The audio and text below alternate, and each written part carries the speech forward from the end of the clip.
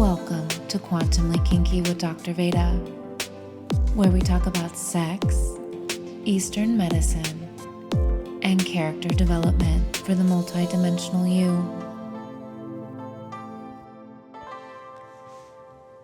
Episode 56, Too Many Open Tabs. The art of living multidimensionally without losing yourself.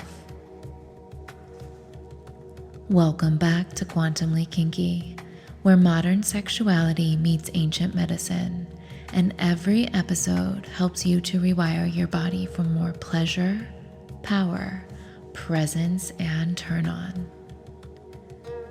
I am your host, Dr. Veda, and today I want to explore a concept that I think has quietly become one of the greatest skills that we can cultivate if we truly want to live a turned-on life. And guess what?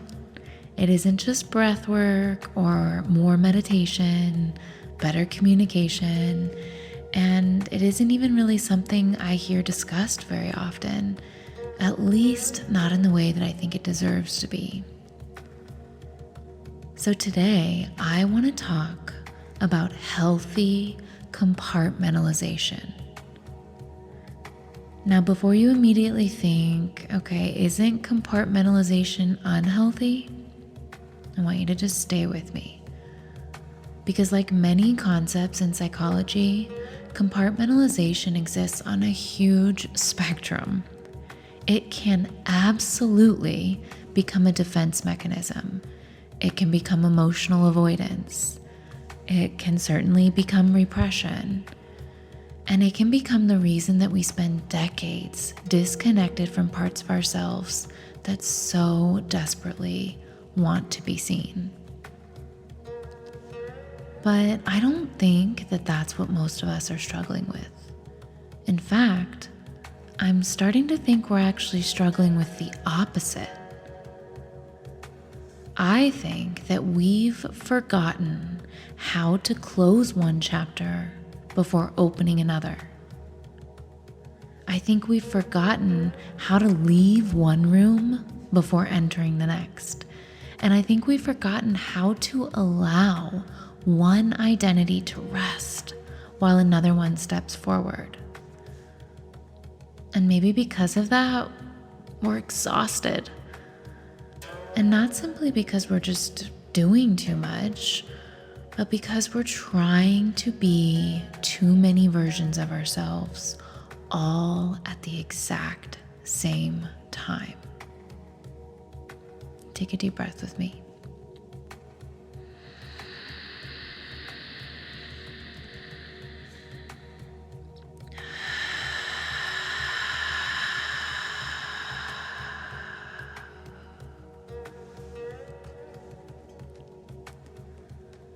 Okay, so I want you to imagine opening up your laptop. You have your email open, your calendar, Instagram, a recipe that you'll probably never make, 3 articles you'd promised yourself you'd read, a vacation you're planning, Amazon, your banking app, a YouTube video you paused halfway through, and then instead of closing anything, you simply keep opening more tabs. And guess what? Eventually, your computer slows down. Not because there's anything wrong with it, not because it's weak, but because it's trying to run too many processes simultaneously. And I think that that's exactly what's happening inside many of our nervous systems. We're carrying yesterday's disagreement into today's meeting. We're mentally preparing dinner while trying to finish work. We are replaying something our mother said 20 years ago while we're trying to be fully present with our partner. We're worrying about next month while simultaneously grieving last year. We're physically in one place, but psychologically, maybe in 5 others.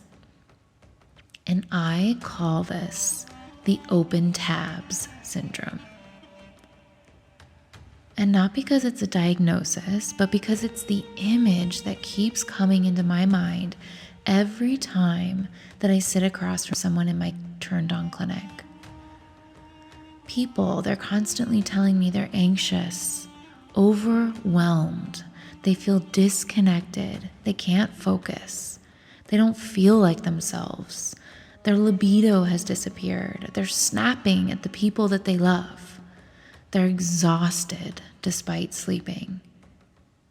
And as I listen, I realize that very few of them are actually present in the room with me.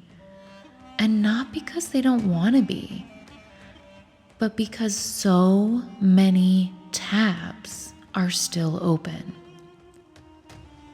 Their nervous system is still processing 10 different realities at once. And I don't think that this is just a productivity issue. I actually think it's becoming an identity issue.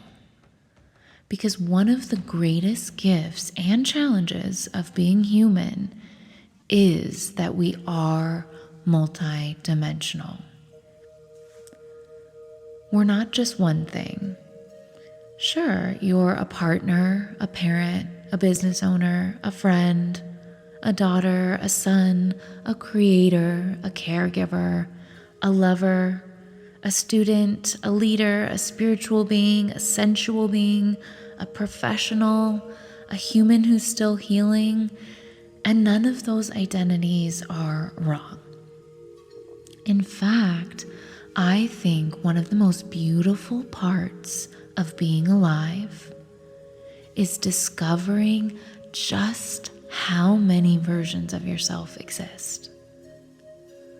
So the problem isn't that you're wearing too many hats. The problem is that we try to wear them all at once. And somewhere along the way, we were taught that integration meant becoming one perfectly consistent person. I think that's bullshit. I think integration has been grossly misunderstood. I think that integration doesn't mean becoming one consistent identity. I think integration means remaining deeply rooted in your essence, while allowing different parts of you to emerge when they're needed. Think about it. The version of you that's comforting a crying child is different from the version of you negotiating a business contract. The version of you making love with your partner is different than the version from you leading a team meeting. And the version of you sitting quietly in meditation is definitely different from the version of you laughing hysterically with your closest friends. And those aren't fake versions of you. They're authentic expressions of the same person. The challenge, the problem, begins when one identity refuses to ever leave the room. When work always follows you home. When motherhood always follows you into your marriage. When your relationship always follows you into your business. When your childhood always follows you into every new experience. And when that happens, when one identity refuses to leave the room, we stop transitioning and we start simply accumulating. And I think that's exactly the moment that healthy compartmentalization becomes one of the most underrated psychological skills that we can develop. Take a deep breath with me.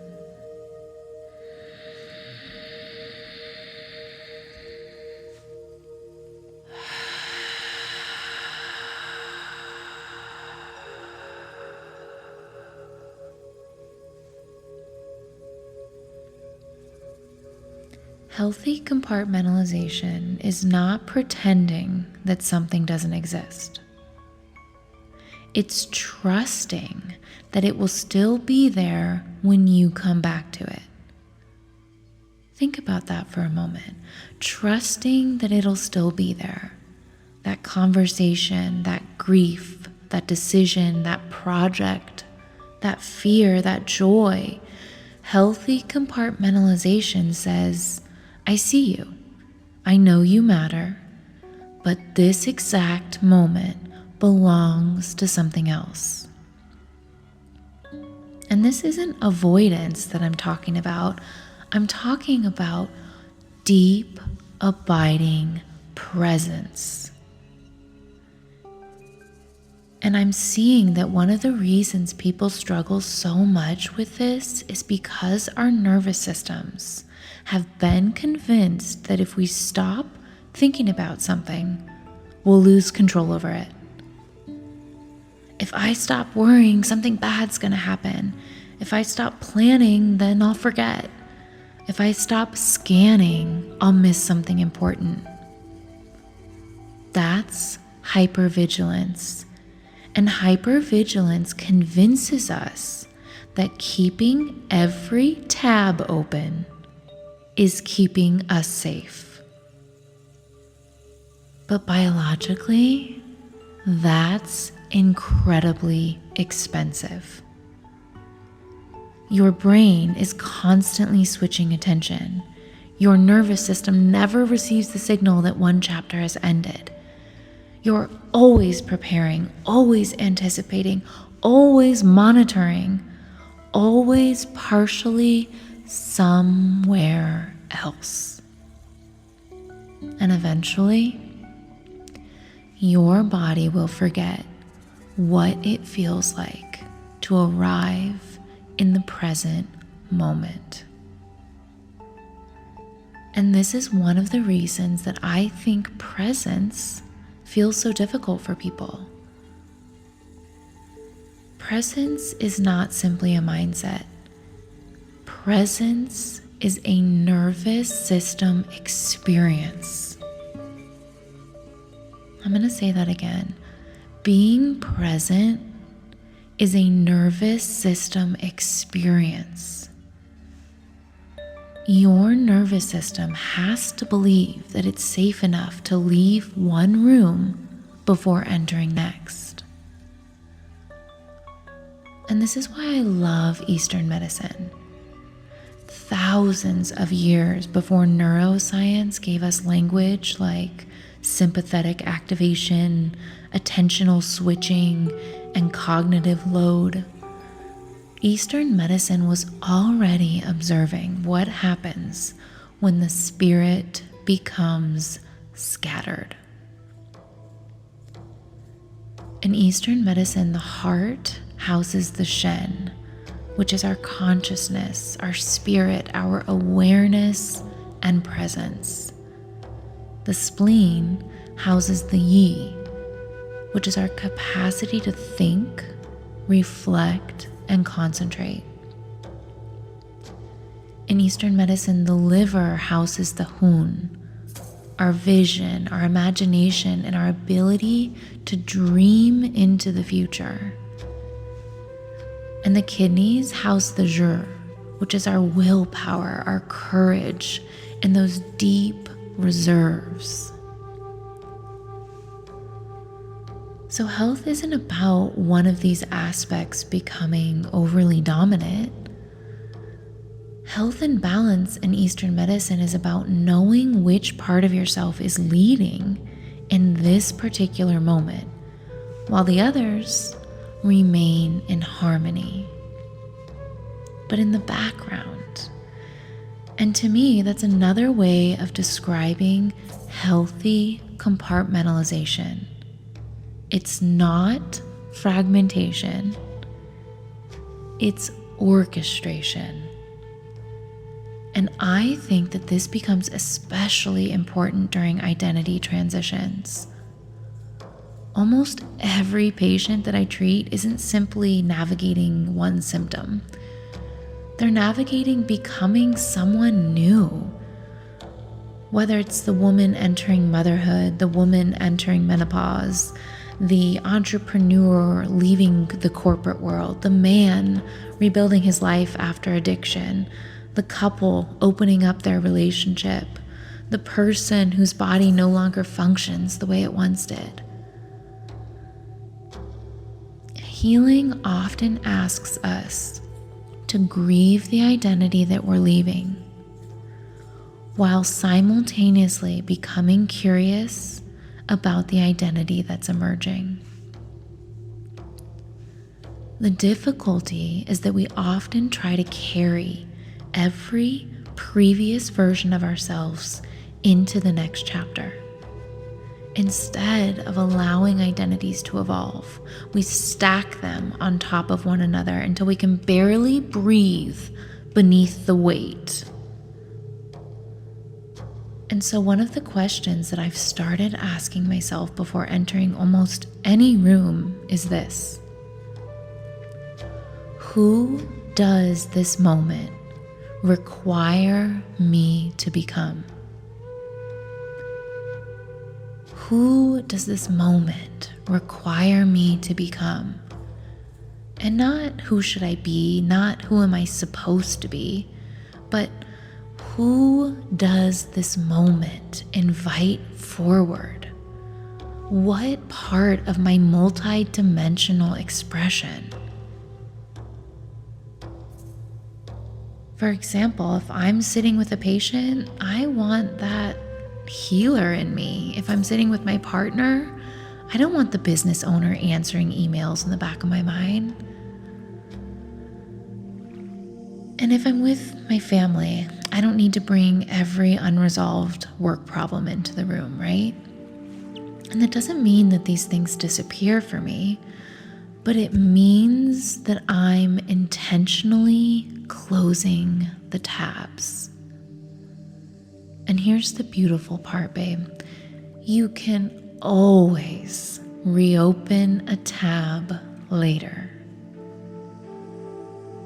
One of the most erotic things that we can do is to be fully present.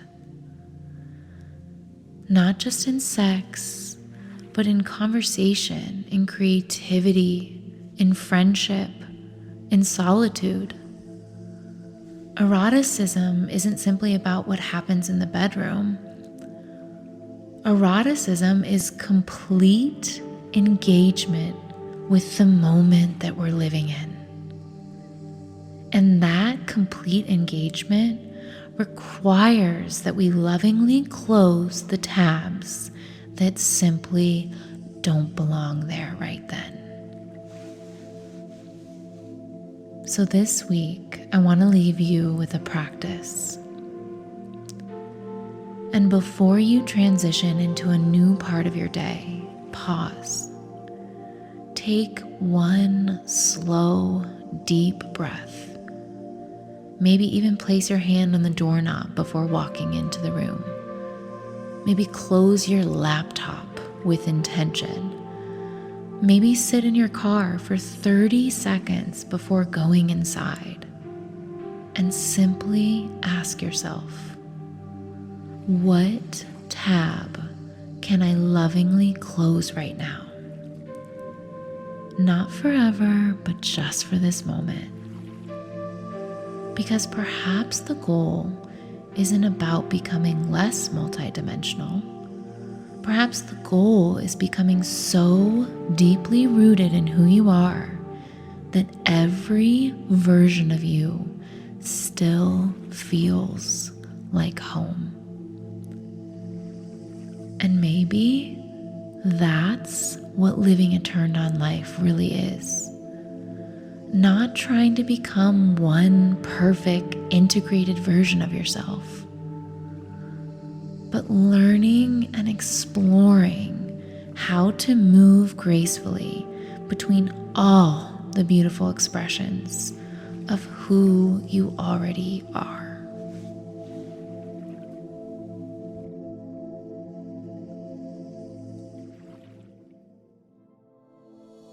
Thanks for listening to today's episode of Quantumly Kinky with Dr. Veda.